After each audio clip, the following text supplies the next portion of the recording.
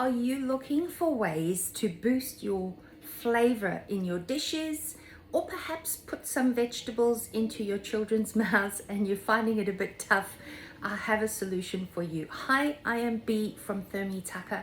Welcome to my kitchen, and today I'll be making a really simple dish, if you can call it that.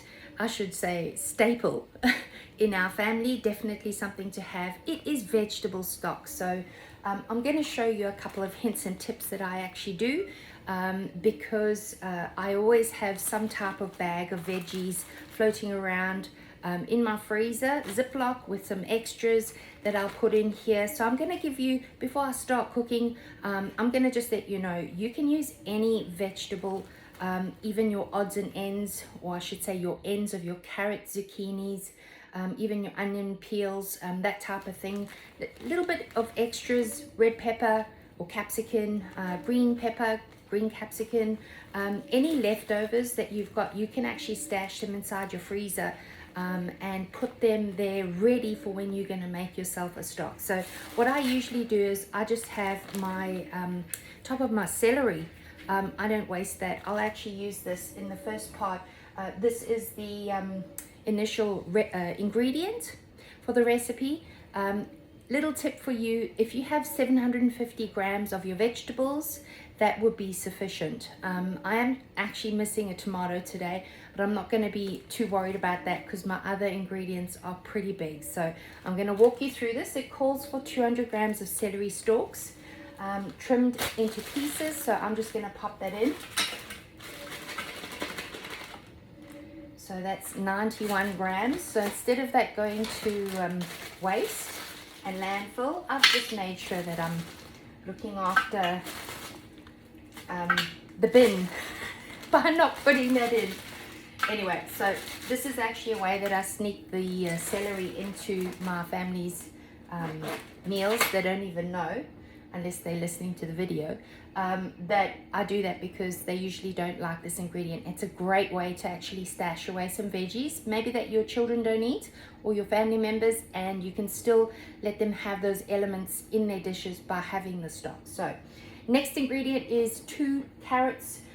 You don't have to peel it, I just chop them up. Get that ready for the bowl. And then your next ingredient is going to be your zucchini. Oh, sorry, your brown onions. I'm using 2 small ones because mine were little baby ones. And then fresh tomato, I'm not going to add that because I don't have any. It's just cut in halves. You can pop that straight in. And then zucchini. That's what I was saying. I had such a massive zucchini. I'm going to add that all in.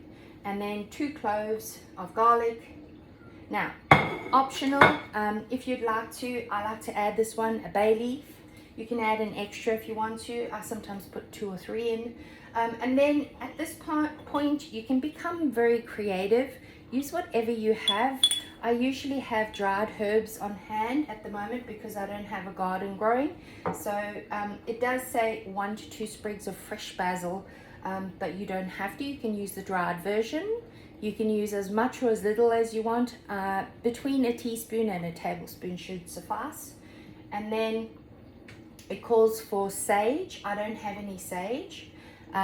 Rosemary, so I'm going to do the same thing, a tablespoon of that. Then it calls for fresh parsley. I don't have any, so I'm going to use my thyme. I actually need to get some more because I go through that stuff so much. All right, so now at this point, what you're going to do is just blitz this up. Now, if you have got bigger pieces, you will find sometimes that this 10 seconds on speed 6 won't be enough. So I'm just going to pop that on and I'll come back and show you.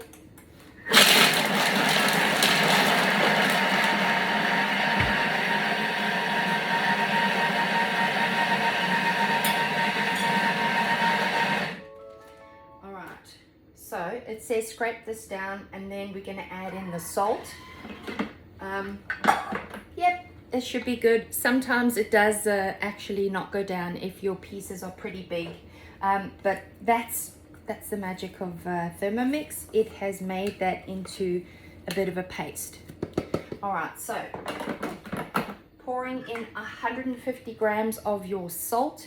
Use whatever salt you have. I'm just going to use the back of this because it is wet. So 150. Now, if you are like one of my customers, not able to have salt in your diet or restricted, please make sure you have a look for the salt-free version on Cookidoo. You'll be able to have a look at it there. Same concept, so without the salt. Next is, it says a tablespoon of olive oil. I just give it a glug.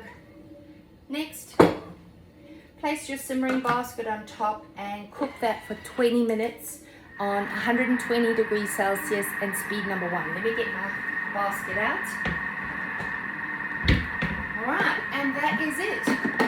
That is the dish ready to go. Then once it's cooked like that, you have a time at the end of the 20-minute session where you're going to blitz that down, and you must make sure then it does stay in your fridge for up to 6 months because of the the salt content. But make sure that you're putting it in a clean dish. Obviously, if possible, sterilization will be a great idea. Just making sure there's nothing inside there that can potentially go moldy. So it shouldn't because of all that salt. But anyway, just to be super cautious. So I hope that's helped you and given you insight into how I do my veggie stock. Popping in whatever I have, even mushrooms. I know some families don't even, it's like a swear word sometimes because that word is just not so good. You can pop a couple of those in too, even with the stalks. So give that one a go. Let me know what you think of this recipe and the hints and tips and ideas that I've given you. If I can help you with the Thermomix, please let me know. I'll be happy to help. Get one on your kitchen bench. That's it from me for now. I hope you will join me again when I'm back in my kitchen sharing Thermomix with you. I'm Bea from Thermi Tucker. Take care.